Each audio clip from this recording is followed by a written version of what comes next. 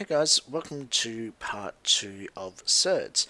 The reason we split it into two different parts is because we're going to talk in this video about conjugates and how we can use those to shift surds around when we're looking at having surds in a fraction. So let's start off. If I've got a fraction which is b divided by the square root of a, and I want to get the surd out from underneath it and make it a little bit more easier to deal with, what I'm going to do is multiply this fraction by the square root of a over the square root of a. Now, why the square root of a over the square root of a? Because square root of a divided by the square root of a, as we know, any number divided by itself is just 1. So essentially, what we're doing is multiplying it by 1.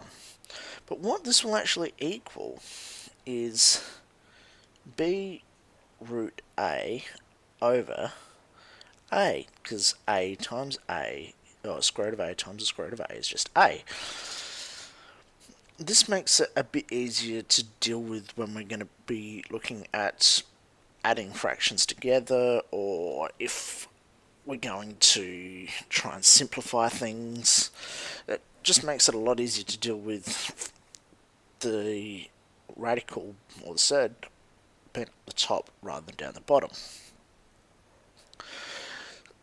What we're going to look at now is, what about if I've got a fraction in the form of c divided by a plus the square root of b. Now, what I'm going to do is multiply this by what we call the radical conjugate. And the radical conjugate in this case is going to be a take the square root of b.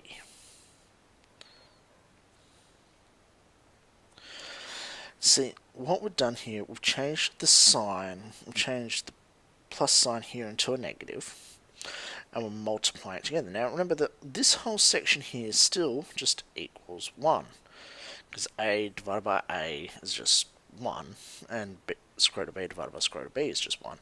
But what this is going to equal is going to be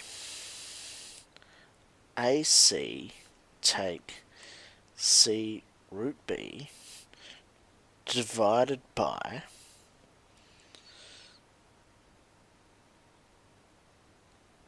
a squared take b. Now, again, you see, we've gotten rid of the square root size from the bottom. Now, how did I know that it was a squared take b? Well, this comes back to parts of what we learnt in polynomials, where if we've got a plus b, or the square root of b should I say, a take the square root of b, if we expand this out, then we're going to have a squared plus a root b take a root b take b, because b, the square root of b times minus square root of b is just minus b. And you can see that these two terms here are just going to cancel each other out. And that's how I know that it's going to be this part here. So, what is a radical conjugate?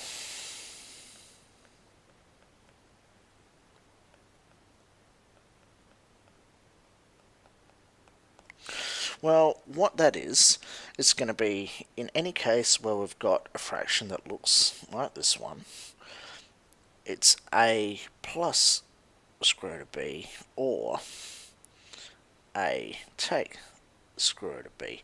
It's either one of these, and which one we use, whether it's a plus the square root of b or a take the square root of b, depending on which one, what the denominator in the fraction looks like, is which one of these we're going to use. So let's look at an example quickly. If I've got 5 divided by 3 take square root of 2, and what I want to do is rewrite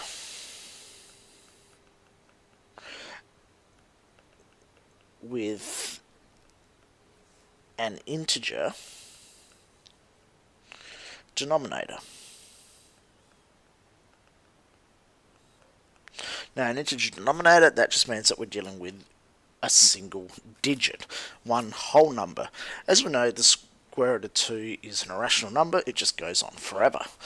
So what I'm going to do is multiply this fraction by the conjugate.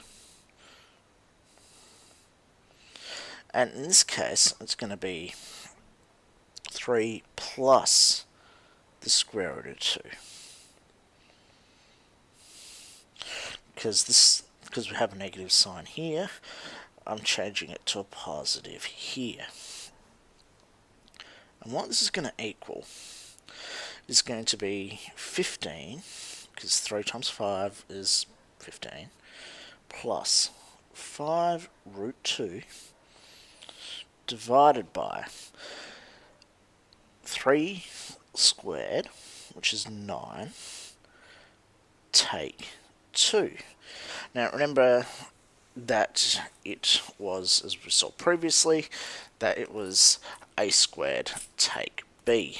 So a squared in this case is just 3, take 2. So this whole thing could be rewritten as 15 plus 5 root 2 over 7. And that's our answer. So something I want you guys to get down. If we have, I'm just going to rewrite this,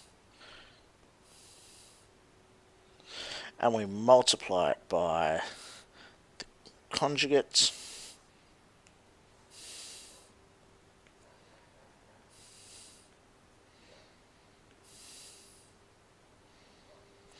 then it's just equal to AC take C root B divided by a squared take b. So this bit here you do need to get written down. And that's basically it for radical conjugates. When we go through in class and we do a few more, it will make a little bit more sense then. If you've got any questions, just ask. Hopefully you've got something out of this video. As always, thanks for watching. We'll see you next time, and bye for now.